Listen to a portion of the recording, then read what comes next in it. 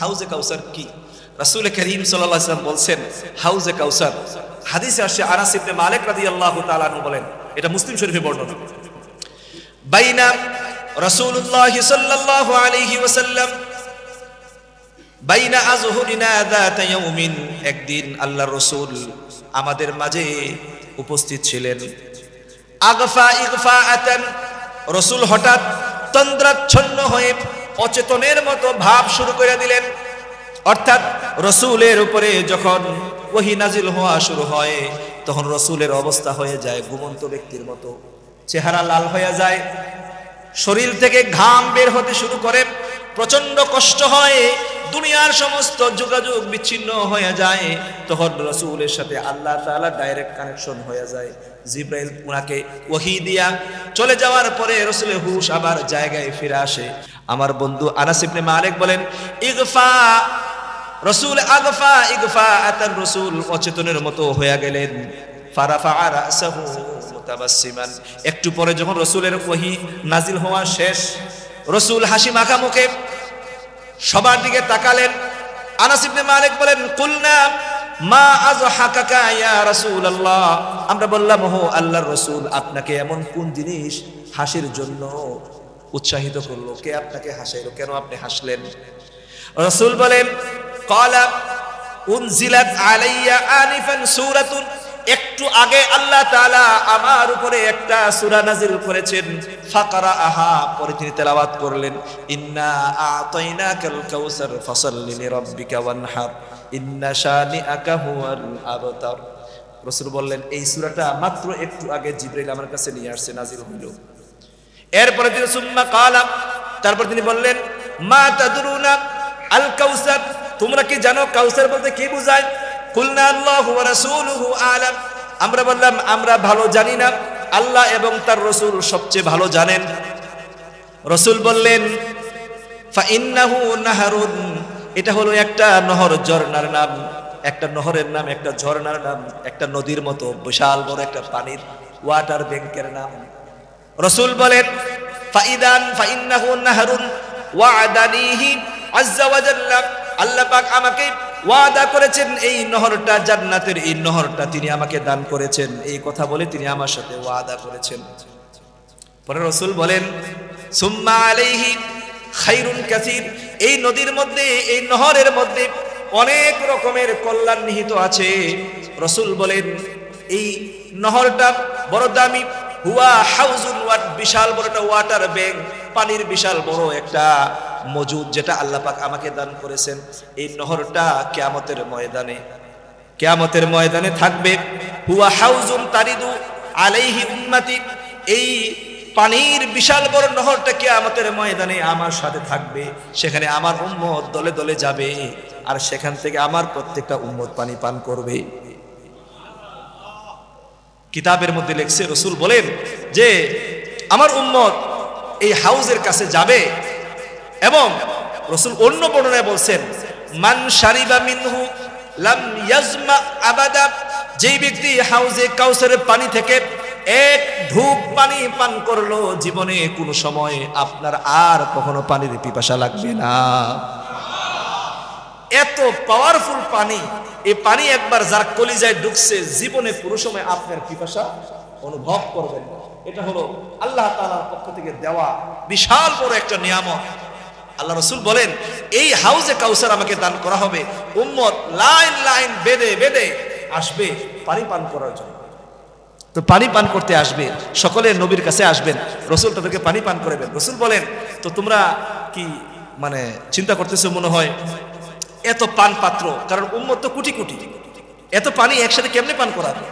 রাসূল বলেন, শোনো, আনিয়াতুহু আদাদুন নুজুম, ওই হাউজে কাউসারের যে পানির পান পাত্র, এটা হবে তারকার মতো অসংখ্য। কিসের মতো হবে?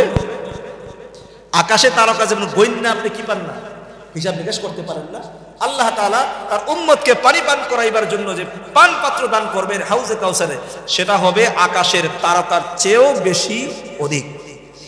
সুতরাং সেখানে কারো জটলা বাঁধা লাগবে না যে হুজুর পান পাত্র আমি পাইতে দেরি হচ্ছে, 2 মাইল পিছে লম্বা লাইন আমি পিছে করে রয়েছি, কখনো এসে আমি শুধু পানি পান করবো, এমনটা কখনো হবে না। আপনি যাবেন, কোনো জট, কোনো ঝামেলা, কোনো যানজট ছাড়াই পারে গিয়ে পৌঁছবেন আর আপনি পানি পান করবেন। বলবেন যে হুজুর এই হাউসটা যদি আপনার ছোট মোটো হয়, অর্থাৎ আমাদের শীতলক্ষার মতো হয়, তাহলে কয় কোটি মানুষ একসাথে পান করতে পারবে? রাসূল এটাও বলছেন যে আমার উম্মত, আমার হাউস এটা কত বড় হবে এটা তুমি চিন্তাও করতে পারবে। বলছে তাউলুহু ইন্না আরজুহু মিন তাউলিহি, তার দীর্ঘ হবে মিন উম্মান ইলা আইলা, অর্থাৎ আইলায় আকাবায় আইলা, জর্ডানের একটা সমুদ্র তীরবর্তী শহরের নাম আইলা। নাম এটা ঘুটিজের নাম শুনছেন? আইলা নাম শুনছেন? এই আইলা যে নাম, এই নামটা মূলত জর্ডান, জর্ডানের আপনার যে রেড সি অথবা আকাবায়ে বাহারিয়া, যে আকাবা যে সমুদ্র, সেই সমুদ্রের পারে একটা শহর আছে। মিশর, জর্ডান এবং আপনার সৌদি আরব, এই তিনটার সংস্থল হলো ওই জায়গায়। সেখানে একটা শহরের নাম হলো আইলা। এই আইলা থেকে ওমান, বর্তমান যে ওমান, আমি ম্যাপে তার স্কেল করছি, আপনার স্কেল দিয়ে মাপছি কতটুকু হয়, দেখলাম প্রায় 2300 কিলোমিটার। কত কিলোমিটার? আইলা থেকে ওমানের দূরত্ব হলো প্রায় 2300, 2000-এর উপরে আপনার দূরত্ব। আল্লাহ রসুল বলেন আমার হাউজে কাউসারের দীর্ঘ হবে প্রায় 2000 কিলোমিটার উপর। তো 2000 কিলোমিটার যদি আপনার লম্বা হাউজ হয়, কোনো জট লাগবে পানি পান করতে? পান পাত্র থাকবে, আল্লাহ পাক দান করবেন আকাশের তারকার মতো অধিক, আপনি আপনার ইচ্ছে মতো পান করবেন। রাসূল হাদিসের মধ্যে বলেন মান শারিবা মিনহু লাম ইয়াজমা আবাদা, সেখান থেকে কেউ যদি একবার পানি পান করে, খোদার কসম ওয়াল্লাহি তার জীবনে কখনো আর পিপাসা লাগবে না। বলবেন যে হুজুর এই নহরটার পানি কেমন মজা? রাসূল অন্য হাদিসে বলছেন এই পানি মজা কেমন? রাসূল বলেন এটার রং হলো আবিয়াজু মিনাল লাবান, দুধ কেমন সাদা তার থেকে আরো অধিক সাদা হবে এই পানি। একদম দবদবে চকচকে পরিষ্কার নির্মল পানি থাকবে, দুধ থেকে সাদা। ওয়া আহলা মিনাল আসাল, মধু থেকে আরো বেশি মিষ্টি হবে। আপনি মধু থেকে মিষ্টি, দুধ থেকে বেশি সাদা, এবং এই পানির উপকরণ এমন যে একবার পান করলে জীবনে আর পিপাসা লাগবে না। এই পানি যারা পান করবে, খোদার কসম কেউ জাহান্নামে প্রবেশ করবে না। কেউ জীবনে একবার পান করলে জীবনে জাহান্নামে ঢুকবে না। সুতরাং এই পানি পান করার জন্য তৈরি আছেননি আপনারা? রসুলকে ভালোবাসতে হবে, রসুলকে ভালোবাসলে এই পানি পাবেন, অন্যথায় এই পানি ভাগ্যে জুটবে না। আপনারা এখন বলবেন যে হুজুর কি কইলেন, এটা ভাগ্যে পানি জুটবে না। রসুল কিছু আলামত বলছেন হাদিসের মধ্যে, কোন কোন ব্যক্তি এই হাউজে কাউসারের পানি পান করতে পারবে। আমি দুই একটা আলামত বলবো। হাদিসের ভাষ্য, রাসূল বলেছেন কারা কারা এই পানি পান করতে পারবে।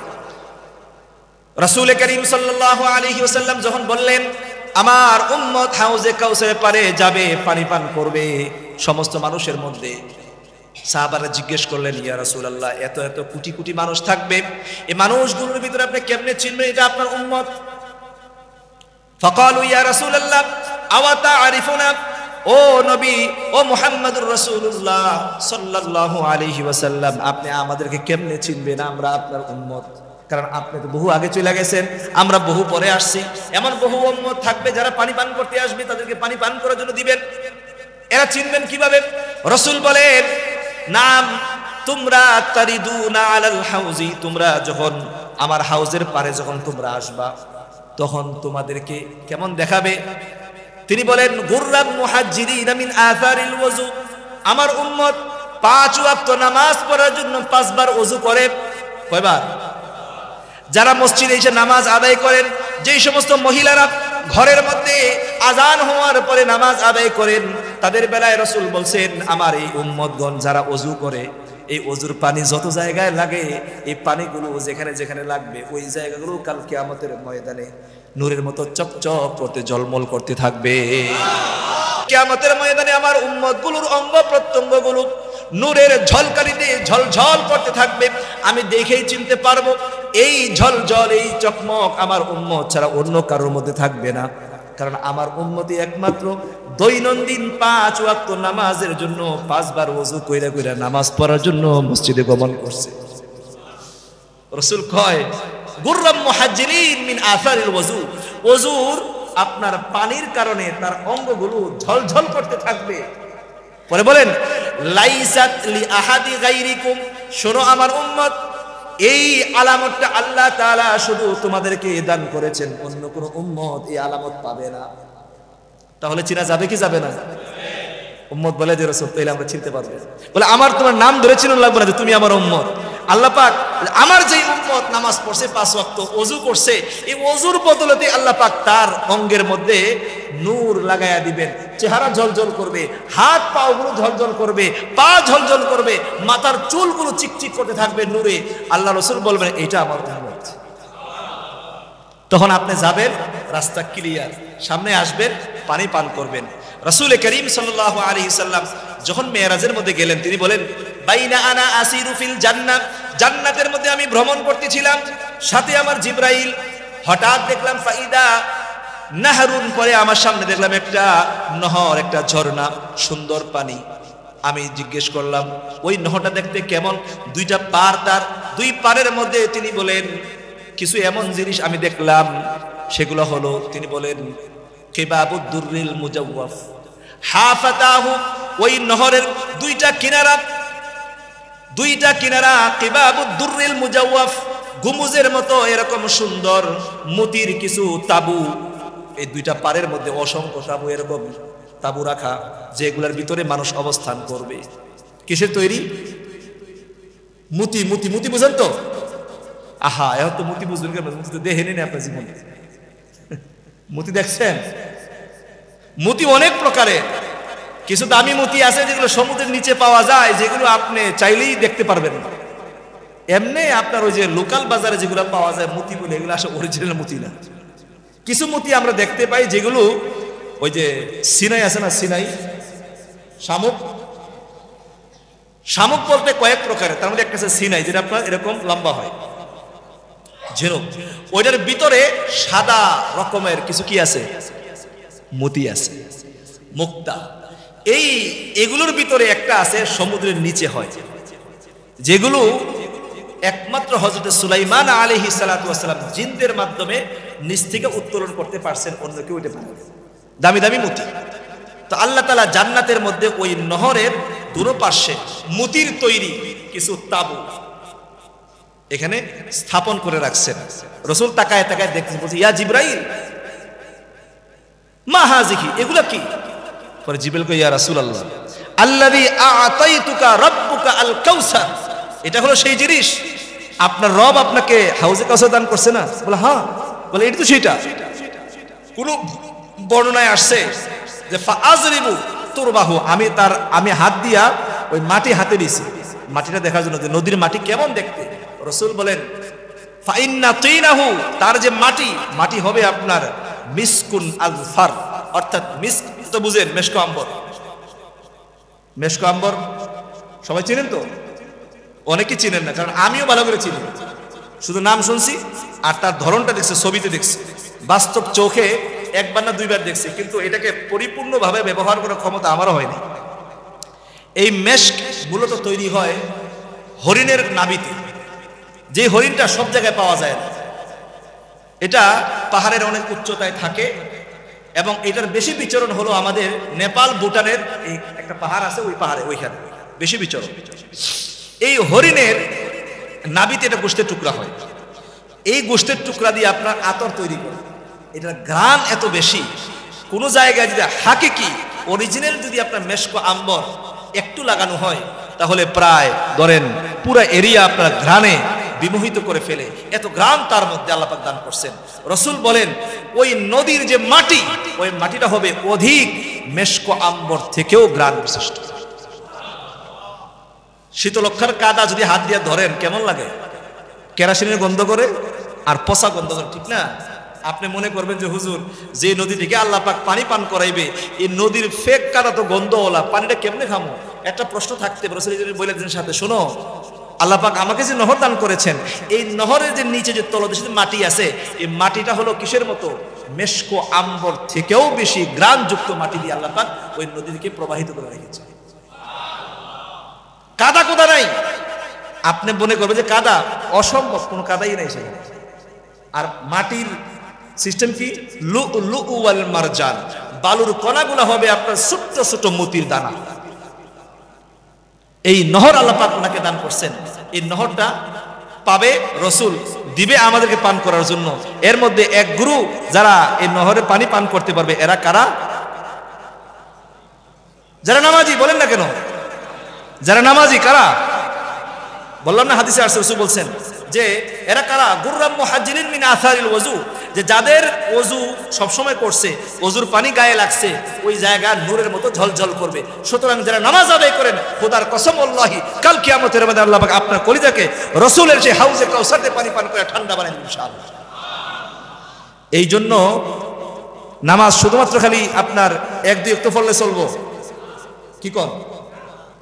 সুতরাং যারা আমার কথা শুনতে পাচ্ছেন, আপনাদেরকে আমি বলবো, আপনারা নামাজ 5 ওয়াক্ত আছে, কষ্ট করে একটু পড়েন।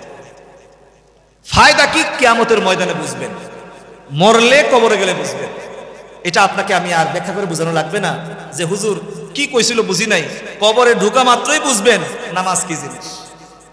নামাজ পাশে এসে বসবে, বলবে লা তাখাফ আনা মাআক, তুমি ভয় পাও না, আমি তোমার সাথে আছি। নামাজ আপনাকে অভয় দিবে, নামাজ আপনাকে রাহনুমাই করবে জান্নাতে নিয়ে যাওয়ার জন্য।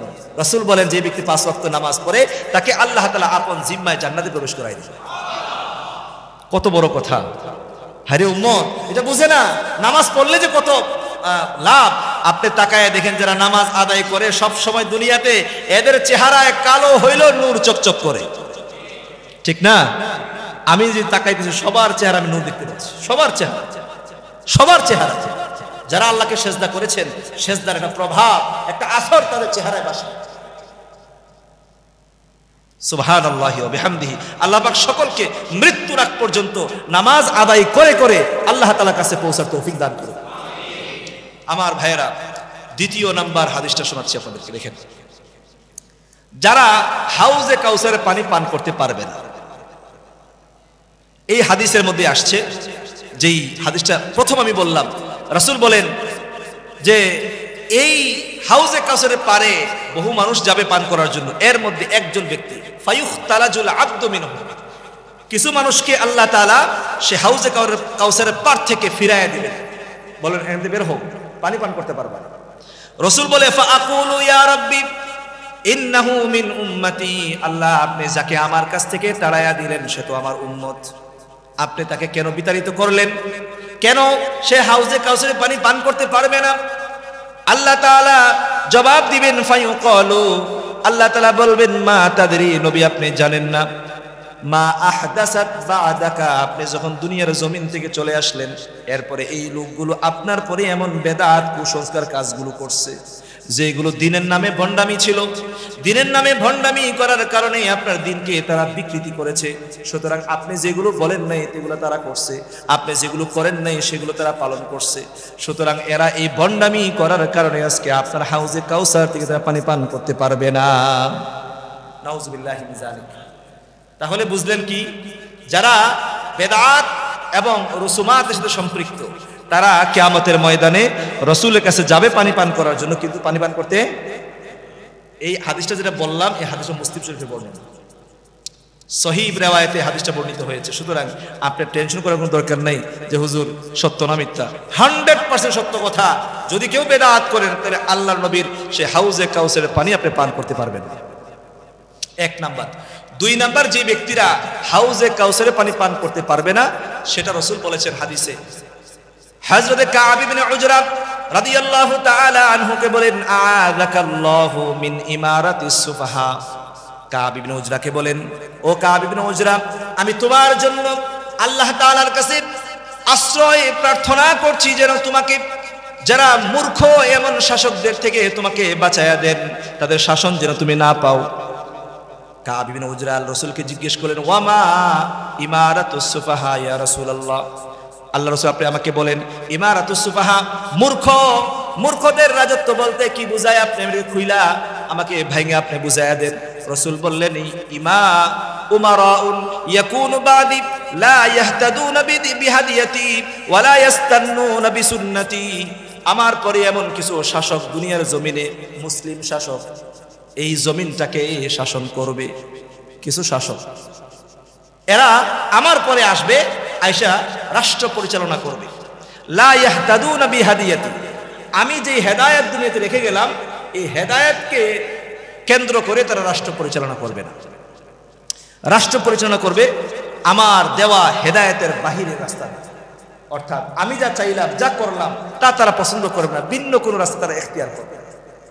ওয়ালা ইয়াস্তান্নুনা বিসুন্নতি, এবং তারা আমার যে সুন্নত আমি রেখে গেলাম এই সুন্নতকে তারা গ্রহণ করবে না, এই সুন্নতের বাহিরে গিয়ে তারা নিজের মত অনুযায়ী রাষ্ট্র পরিচালনা করবে।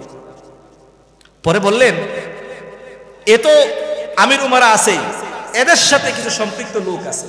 রাসূল বলেন ফামান সাদ্দাকাহুম বিকিযবিহিম, তারা যখন মঞ্চে দাঁড়ায় কথা বলার জন্য মিথ্যা কথাগুলো বলে, মানুষকে মিথ্যা কথার আপনার কি দিয়া অবয় দিয়া মনে করে মানুষ সত্য কথা বলতেছে।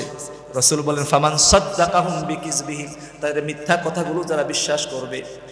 ওয়ামান আআনা আলা যুলমিহিম, তারা যখন জুলুম অত্যাচার করে ওই জুলুম অত্যাচার করা অবস্থায় যে সমস্ত লোকেরা তাদেরকে সাহায্য করে, কয় প্রকার, এদের মিথ্যা কথাগুলো বিশ্বাস করে এবং তারা যখন জুলুম করে এই জুলুমের লোক তারা কি করে, সাহায্য করে। রাসূল বলেন লা ইয়ারিদুনা আলা হাউজি, এই গুণে গুণান্বিত তিন শ্রেণীর মানুষ শাসক এবং তাদেরকে বিশ্বাস করে তাদের জুলমে সহায়তা করে এমন তিন শ্রেণীর লোক কিয়ামতের ময়দানে আমার হাউজে কাউসারের পারে তারা আসতে পারবে না।